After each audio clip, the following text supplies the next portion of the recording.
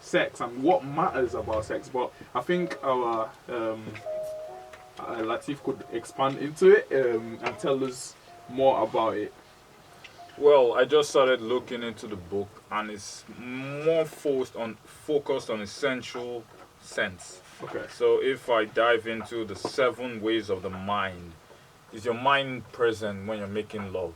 Not even sex. Like when you kiss someone, when you hug someone, is your mind present, or are you just there physically? Are you just trying to just squeeze them? Are you just, like, because I understand. Are we when talking squeeze physically, like Squeeze they ask, physically, or squeeze their soul? Oh my gosh! Well, Explain. That's deep. You know, Explain. I think you should explain. Yes. deep. You squeeze Well, your I soul. believe everyone understands squeeze somebody's butt is very nice feeling, and I feel because everyone. She's talking from experience. Yeah, I guess. because it's just like guys are always like, yeah, slapping girls' asses and like squeezing it, but you can't imagine. You guys have also amazing butts, and girls love to squeeze them, and you have to like be proud of it and let them do Personally, it. I don't that like it. I don't No, like but it. that's the I understand yeah. and I respect it, and it's like if you would tell your partner that you don't like it, and Yeah, I hope they also like respect it. But I'm like, it's such a nice feeling. Like, please let me do it. You're gonna like it. I'm telling you. And squeezing the soul, I meant just like by creating that very safe and like closed environment. You're just like squeezing the soul out of the person, and just like your souls are meeting somewhere in the middle. So yes, that was what I was asking. It kind of touches on what we spoke last time, in terms of like how words can be changed. Not words, but interpreted. Yep. Yeah. But yeah, I was gonna ask, do you squeeze men's bum often? Not anymore. Okay. No, I don't. What gets you to do that? Because you know, I've always understood boys. You know, what I'm saying maybe slapping a girl's ass or grabbing him. With consent, of course. With consent, of course, yeah. So, because I think I don't want to say it's traditional, but yeah, it is low-key because that's how it's always been in it. So I feel like, but the girls doing it, at the start it baffled me because I don't understand what girls see into it. So you being a girl, please explain to us why and what gets you to do this. Well, I don't know. I think for me it was quite just natural. I like when I had a partner, it was just like exploring each other's bodies, and I felt like, oh, that part is quite nice. No, but I think no, I think it's probably preferences, and at least as I was talking to my female friends, they usually said that yeah, I think it's very nice, but my partner, when I do it, they feel a little bit awkward, so I don't do it very often, not to put them in an uncomfortable position. Yeah. And they said like I've tried to tell him that I like it, and I think his butt is very nice, and if he would allow me, I would do it more often, but he doesn't, so I respect that. I don't know, it's just like some girls, I don't know, prefer touching shoulders, arms, some others prefers different parts of body, and I felt like bum is quite nice as well. I think it's because me personally, I'm talking from my point of view.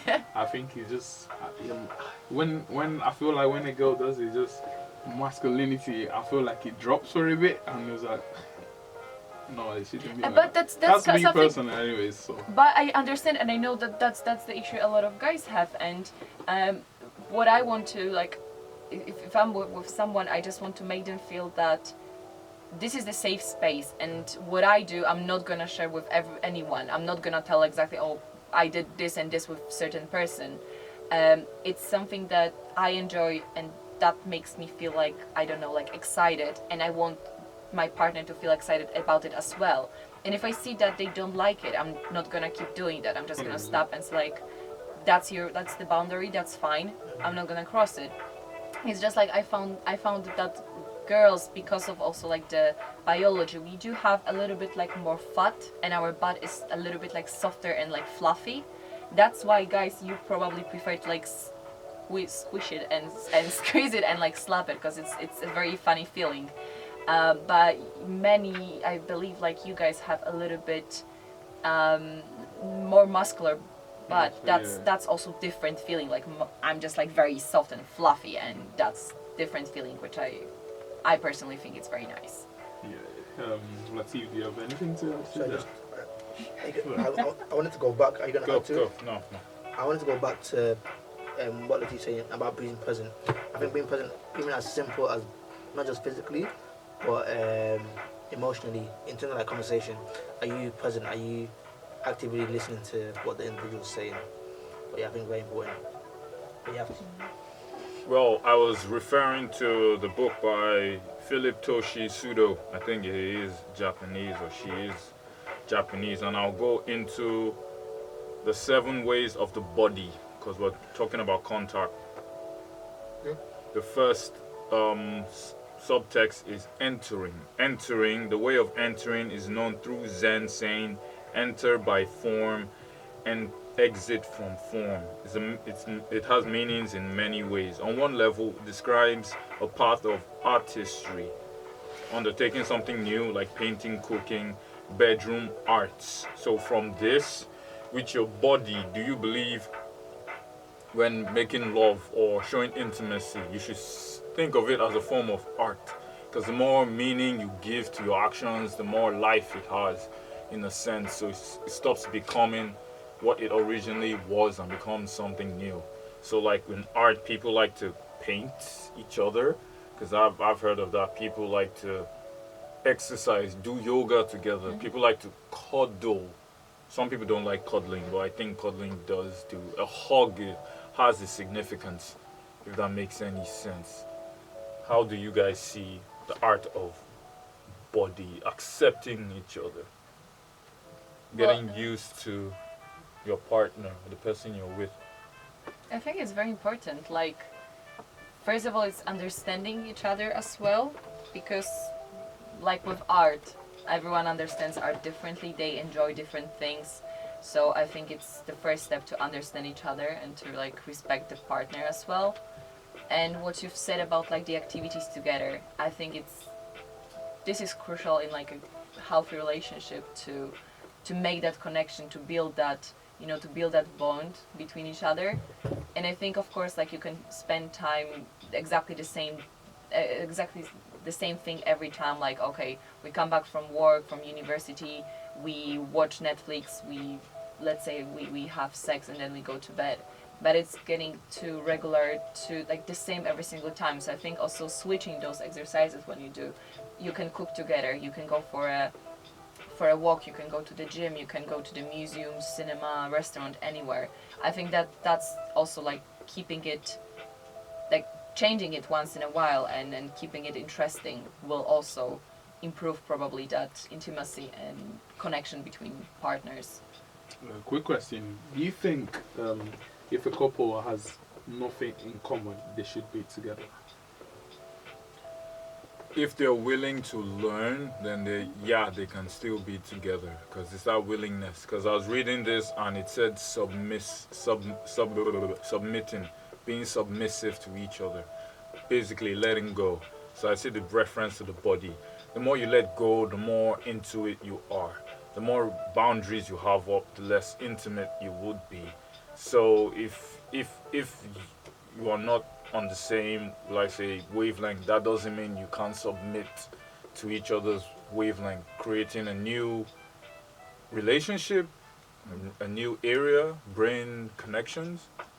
It's like for example, you don't eat fish. Someone is like, try sushi, then you try it, you get used to it, it becomes an acquired taste. Then you like a special kind of sushi, just by trying something new and finding where it suits you best. You've created a new relationship, a new path in your life to explore. Well, that's true. I think the problem might be at the moment people give up too quickly. So at the very beginning you might be interested in the person, that they do something different, that they have different hobbies, and you admire that. But at one point, if you don't decide to find something in common, even something new, it's just both sides will just give up. They're gonna be like, okay, I've got my stuff, you've got your stuff. There's nothing between us apart from that interest at the very beginning. So I think if both parties they will be like willing to try and to find something in common, I think it might work. But if it's just that at the beginning there's that interest and then it just disappearing, then unfortunately I think it's gonna fail. because I feel like couples nowadays tend to check and see if they have things like they like or they do together, but not this is not only in relationship or in romantic relationship, even in friendships. More like usually people get together, have a connection due to the things that they have in common. Or we play football together, we play volleyball together, or we Yeah. play, or we both do music, or we both draw, things like that.